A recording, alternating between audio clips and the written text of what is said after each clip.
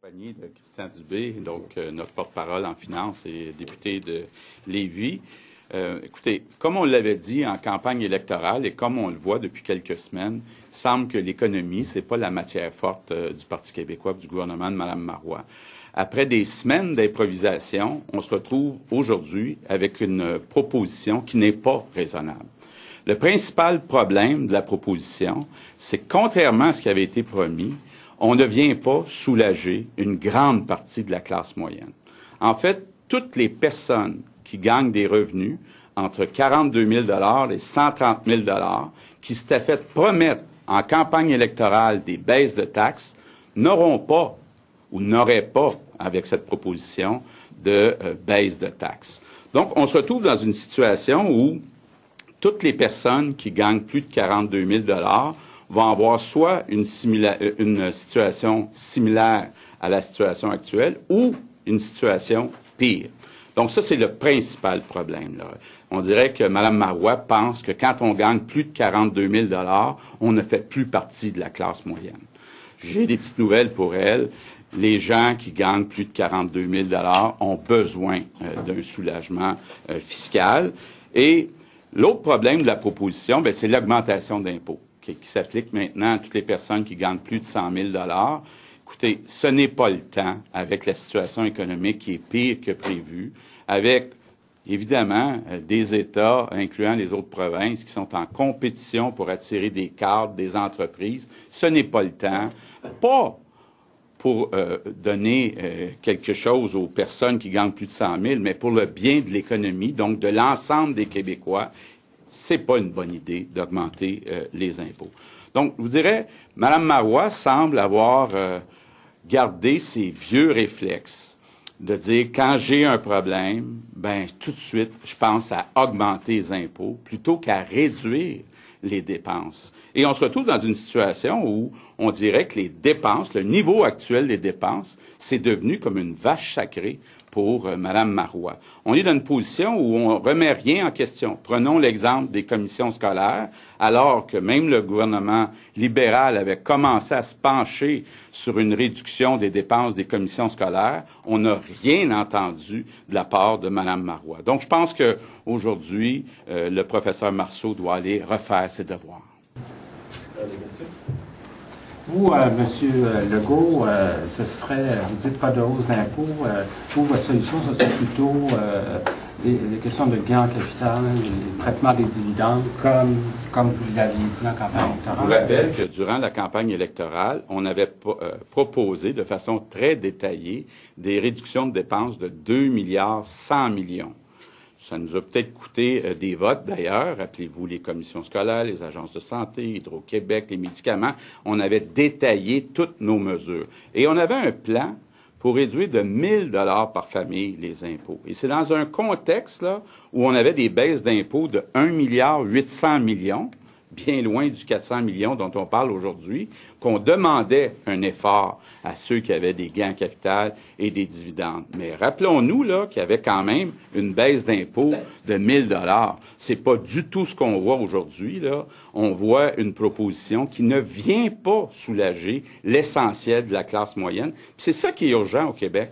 Si on veut être capable de relancer l'économie du Québec, là, il faut donner de l'argent à consommer aux gens de la classe moyenne. Et c'est pas ce qu'on voit dans la proposition qui est là aujourd'hui. Mme Marois, vous avez accusé durant la campagne électorale de faire des promesses avec l'argent de bonhomie.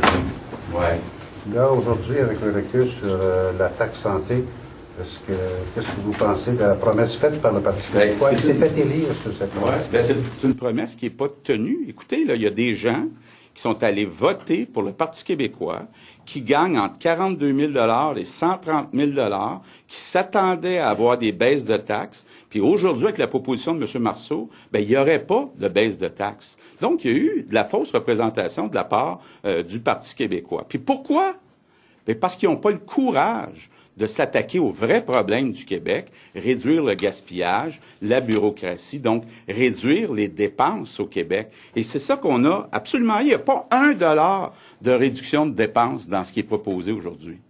Donc, vous avez voté contre. Est-ce que vous allez vous opposer? Écoutez, actuellement, ce qu'on demande à M. Marceau, c'est d'aller refaire ses devoirs. Il voit très bien, là, j'ai compris que M. Bachand qui représente le Parti libéral. Je ne sais pas s'il représentait M. Bachand ou le Parti libéral, mais en tout cas, il semble en désaccord avec la proposition. Nous aussi, on est en désaccord avec la proposition. Donc, je pense que la seule chose qui reste à faire à M. Marceau, c'est d'aller refaire ses devoirs. Ça veut dire quoi, refaire ses devoirs? Est-ce que vous êtes prêt à discuter? Est-ce qu'il y a... On est prêt à discuter, on est prêt à apporter le plan qu'on a proposé pendant la campagne électorale, mais sincèrement, si on veut soulager la classe moyenne, faut être capable de réduire des dépenses. Faut être capable de se demander qu'est-ce qu'on fait avec les commissions scolaires. Là, on a commencé, Régent Hébert parlait des agences de santé, de réduire le nombre. Pourquoi il n'y a pas d'économies qui sont présentées pour réduire les impôts de la classe moyenne? Aujourd'hui, on avait M. Lessard, qui est toujours bien informé, qui disait qu'il y a même un plan libéral qui existe pour réduire les dépenses d'Hydro-Québec de 500 millions de dollars. Écoutez, là, si ce plan-là existe, nous, on proposait de réduire les dépenses de 600 millions de dollars chez Hydro-Québec. Est-ce qu'on ne pourrait pas commencer à s'attaquer à ce qui ressemble de plus en plus à une vache sacrée pour le Parti québécois, réduire les dépenses? Je comprends bien, M. Bachand lui a dit la hausse d'impôts, on est contre, mais l'abolition de la taxe, ou en fait la proposition du PQ sur la taxe santé, ça se discute. Est-ce que vous dites la même chose? Bien, ce qu'on dit, nous autres, là, c'est que l'augmentation, vous ne m'avez pas entendu parler, là, de l'augmentation de la contribution pour les plus riches sur la taxe santé. Là où j'ai un problème, c'est sur l'augmentation des impôts. On avait une chance là, d'avoir peut-être un petit avantage sur l'Ontario parce qu'eux vont l'augmenter, mais on a tout un rattrapage à faire depuis plusieurs années pour attirer plus de travailleurs bien payés, plus de ce qu'on appelle les riches au Québec. Mais le principal problème, c'est même pas les impôts, c'est le fait qu'on ne soulage pas la classe moyenne. Et là-dessus, on n'est pas d'accord avec le Parti libéral. Le Parti libéral, c'est le parti qui a mis en place cette taxe pour la classe moyenne. Nous, on pense qu'elle devrait être enlevée pour toutes les familles qui ont des revenus de moins de 100 000 $. Qu'est-ce que vous pensez des révélations de M. Zambito qui ont été rendues publiques hier, entre autres sur Mme Normando, sur M. Wissel? Bien, écoutez, ça vient confirmer qu'il y a une urgence, d'abord, de revoir le financement des partis politiques. Ça prend un maximum par individu, mais j'insiste, là, ça prend un maximum aussi total de dépenses pour les partis politiques. Vous l'avez vu en débat, j'ai demandé à Mme Marois si elle était prête à réduire à 4 millions le plafond là, qui est actuellement à 11 ou 12 millions de dollars de dépenses pendant les campagnes électorales. Elle a dit non. Mais il va falloir que le Parti québécois et le Parti libéral reculent et acceptent que la seule façon de limiter là, cette quête d'argent des partis politiques, ben, c'est de réduire les montants que les partis politiques dépensent en campagne électorale. Ça devient là comme incontournable. L'autre chose, c'est que le jugement, ça s'achète pas. J'étais content de voir qu'Henri-François Gautrin a été le premier député libéral à blâmer le jugement de Mme Normando. Vous rappellerez que M. Charest, 3 fois, j'ai posé la question, il a refusé de répondre en débat. Moi, j'ai hâte de voir les 3 candidats du Parti libéral. Est-ce qu'ils dénoncent le mauvais jugement de Mme Normando, qui a accepté des billets de spectacle d'un entrepreneur qui voulait des contrats de son ministère, ce qui est un manque total de jugement. Puis ça pourra jamais être remplacé par aucune loi. Par rapport à Mme Dano, qui se faisait inviter à des soirées comme ça par M. Zambito, vous avez répondu... D'abord, là, une chose qui est bien précise, là, Mme Dano n'a rien à se reprocher. Puis moi, je demande là, à Pierre Duchesne de retirer ses propos.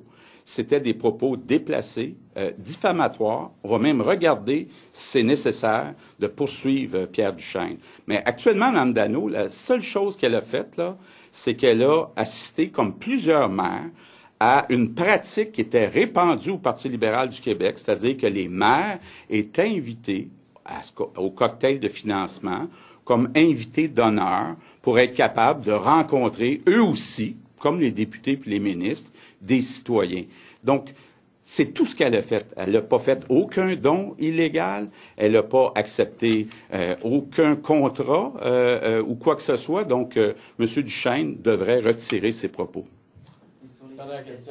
Sur les allégations elles-mêmes, quand M. Zambito dit qu'entre autres, il organisait une soirée de financement avec des prête-noms. Est-ce que vous croyez M. Zambito sur ces allégations-là? Ben, écoutez, moi, j'en sais pas plus que ce que vous avez entendu. Je suppose que la commission, avant de faire témoigner M. Zambito, s'est probablement assuré que les premiers témoins, c'était ceux qui étaient peut-être en répétition avec d'autres témoins qui vont venir plus tard. Donc, c'est troublant. C'est troublant là, de voir qu'il y a des gens qui organisent des soirées à 100 000 $, qu'il y a une partie qui est jamais déposée, qu'il y a une partie qui sont des prête-noms. C'est très troublant. Kevin? Yes, Mr. Legault, you said you're willing to talk to the government about this proposal. What do you think they could change that would make it work for you? Okay, I think that what we've said during the campaign is that the Parti québécois was not, the economy was not their best subject. And I think that after weeks of improvisation, the actual proposal is not reasonable. The biggest problem we have with this problem is that there's no relief for a large part of the middle class. And for all people earning more than $42,000, they'll have either same situation or a worse situation. So that's not what was said during the electoral campaign. And I think that regarding raises of income taxes, it's not the best time to do so. I think that we're in competition with other provinces, so we cannot do what we want. It's not only a question of equity, it's a question of competitivity also. And I think also that what we see is that Mrs. Marois had the same bad reflexes to when she has a problem, she raises income taxes instead of trying to decrease expenses. And I think that that's what we need to do. If we really want to give a good relief to the middle class, we need to decrease expenses. And I think that Mr. Marceau must go back to the drawing board. Do you see, is that the way out? Are you willing to sit down with Mr. Marceau and say, okay, look, you know, we have a plan for Hydro-Quebec, say, you have different plans, but anyway, is that an approach you would make to him? I think that we were very clear and maybe too precise during the electoral campaign, but we had a list of $2.1 billion of reduction of expenses that were proposed. So I think that they can see what we can do at Hydro-Quebec, for example. Right now, it looks like there's a plan available, a liberal plan of $500 million.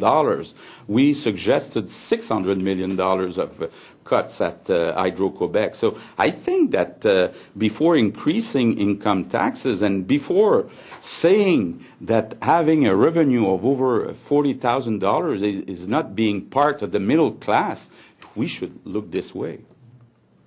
Merci. OK, merci tout le monde. Okay, merci beaucoup.